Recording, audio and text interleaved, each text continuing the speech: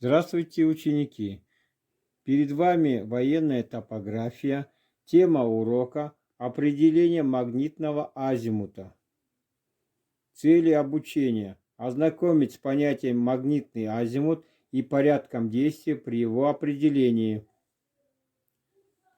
Задачи урока: формирование представления о магнитном азимуте на местности, определение четко выраженных ориентиров, воспитание самостоятельности, ответственности.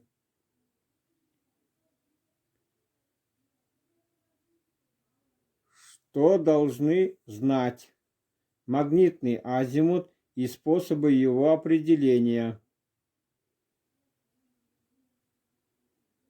Чему должны научиться? Определять магнитный азимут, находить направление на местности по заданному азимуту. Учебные вопросы: азимут, его определения, современное индивидуальное оборудование для ориентирования на местности.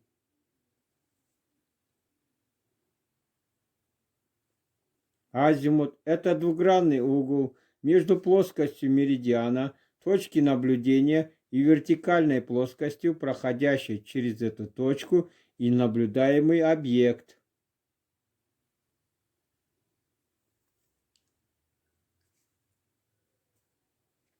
Магнитный азимут – горизонтальный угол, измеряемый по ходу часовой стрелки от северного направления магнитного меридиана до направления на предмет. Магнитный азимут имеет значение от 0 до 360 градусов, отсчитывается от северного направления соответствующего меридиана по ходу часовой стрелки от 0 до 360 градусов. На слайде вы видите определение магнитного азимута по компасу. Следующий слайд – вариант современной системы спутниковой навигации.